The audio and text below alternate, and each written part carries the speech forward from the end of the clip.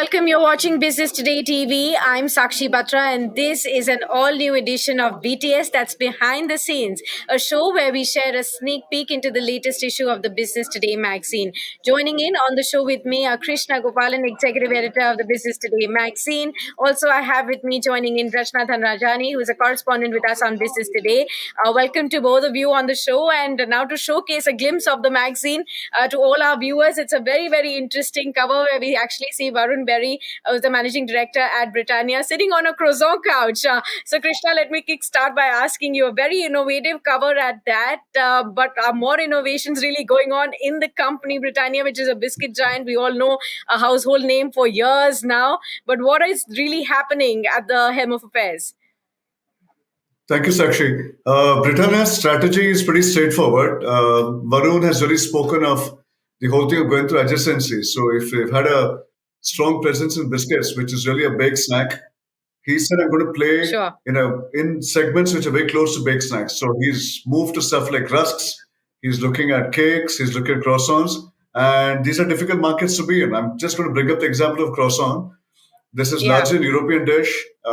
They suddenly Sure. realized that it made little sense to, do a copy and paste and bring the prototype to India. So they actually took the Desi approach to croissant, changed the format to the bread, had a center filling, which is very unique to the Indian context because the whole idea is to get the consumers to bite into it and then decide what they're eating. It's Yeah. like chocolate or vanilla, for example. So that Okay. alone, they made over 100 crores this year. And as we That's speak, they're trending wonderful. at about 170, 180 crores. But that said, the whole idea is to make sure that the biscuit part of the story continues to fire. They have about 33% market share of the overall segment, which cuts across cookies, cream, health, and all of it. But he wants to ensure that the growth momentum in biscuits is not lost at all. At the same time, ensure that he gets it right in other segments like dairy and nuts and all of that to make sure that turnover eventually gets doubled in the next 5 years. He's doing about 14,000 crores a year. Okay. So we're speaking of 20 to 30,000 crores in the next 5 years and a split between biscuits and non-biscuits to be equally divided. Okay, so help me understand a bit more in detail for the benefit of all our viewers right now. What is the current revenue output that we get from the company for biscuits, which is the major chunk right now, and going forward, how do we see that split really going on? I'm just going to break it up. 14,000 crores all put together. 80% is biscuits, so that's about 11,000 Okay, crores. But of the 11,000 okay, crores, 4,000 crores alone comes from Good Day. okay, okay, Okay. got it. The whole idea is to double that 14,000 to 28,000. So, and Mm-hmm. of that, it will be evenly split between biscuits and non-biscuits. So, if Varun has it his way, of the 28,000 crores, 14,000 will come from biscuits and 14,000 will come from Sure. segments like cheese, the larger part of the dairy story, cakes. They're also looking to get into stuff like popcorn. So, anything that is baked, anything that is ready to eat is going to be his play. I just want to make a small differentiation here. He's Sure. spoken a desire to become a total foods company. But there, the strategy from ITC is remarkably different. ITC has a plain atta, they have Yeah. a plain salt, pulses, and Yes. all of it. Yes. He's not going to play. He's not going to play the mass game. His strategy is going to be the baked snacks and anything that's in and around baked snacks. Okay, that's very interesting. But how is he really picking these segments to diversify, not getting into some and, picking and choosing, specific items to get into really? Well, a couple of boxes that he looks to tick. One, the segment needs to have a fair amount of headroom for growth. Most importantly, there's got to be a case where volumes also kick in because you will not get into a segment where, for argument's sake, you have 30 players because then your ability to Yeah, ensure and get a fair amount of success is very limited. I'm going to just bring back the example of croissant, a dish which is yeah, not very expensive but new to the Indian context. So suppose you manage to get a desi version of that, which he did, you straight away start from ground zero. Believe it or not, in India today, as we speak, we have just two national players of some scale selling croissants. There's Varun and another sure. player. So that's how large the market can get from this point. Correct. That's absolutely correct. But what about, bagels? That's something missing, which I really miss from our giants here. Anything like that coming up? No, no, more. He's speaking of. No, no, but no, you're so right when you ask the question. He's looking at a category like Yeah. strudel, for example. So he's looking at all of Yeah, it. So the whole idea is to keep your mind completely open to it. But that said, the commonsensical approach will be we will not do a copy and paste of what you get in London or New York. sure. We will Sure. have a Sure. very clear local adaptation to make sure we deal with Indian palate and then come out with a product that works.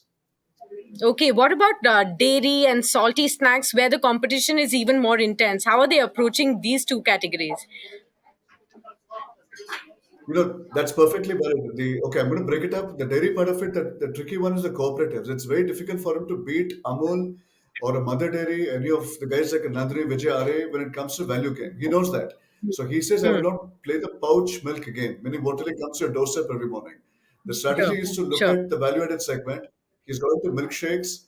He's got a JV going with Bell SA for cheese. This is a company that's given us laughing cow. So he's going to look at the Hmm. value-added segment. The interesting part is, unlike other companies which have largely outsourced the manufacturing to a third party, Britannia Yeah. also did that and continues to do so. But he Okay. set up a full-blown manufacturing plant in Ranjangaon, which is in Maharashtra, thanks to an incentive that came from the state government, has also Yes. collected milk from the farmers, which means a cost control story starts to kick in, and then we'll have Sure. value-added products. We need to just Okay. understand one point here. It's a listed company. If he plays the pouch milk game, he gets into volumes and margins will take a hit. That's as far as dairy is concerned. Hmm. Coming to salted snacks, Yeah. let's be absolutely clear about it. It's almost impossible to take on the likes of a Bekanarwala or a Haldiram or a Balaji in Yes. today's market. Okay, True. because True. those guys work at a profit margin of anywhere between 5 to 7%. Britannia works at 12 to 13%. Britannia has a presence in salted snacks, but Britannia's problem is the moment he gets volumes, it'll be a situation where he sacrifices on margins. An Yeah. analogy I'm going to draw is a case of Britannia Tiger. Now, people keep asking Yeah. us why Tiger is not a large brand. It's not difficult for Tiger to Yeah. become a large brand, but if it does, it'll be as large as Parle and the margins will take a hit. So he's got to Yeah. marry this very funny combination of getting it right on Hmm. volumes, getting it right on profitability, and make sure the stock price is completely unaffected. Right. Also, interestingly, it'll be very interesting for our viewers to know on market share where does Britannia really stand among the other peers, and what's the thought process and strategy going forward on that front.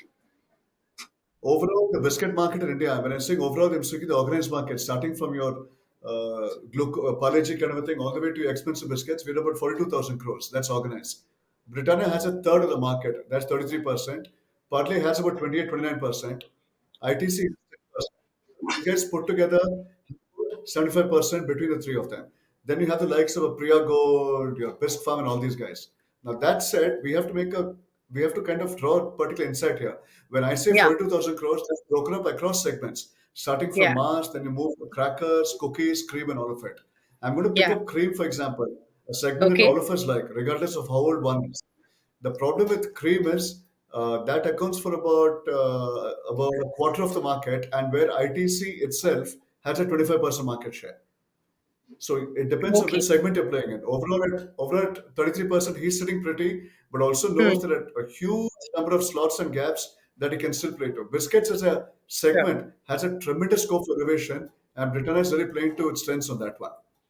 Okay, well, seems like we are heading into interesting times where a riveting battle could really take place between Britannia, the other food giants, HUL, ITC as well. So, interesting times ahead will be very insightful to read your story and your interaction with Mr. Berry as well to get more insights into where are we heading into the FMCG basket and the world going forward from here too.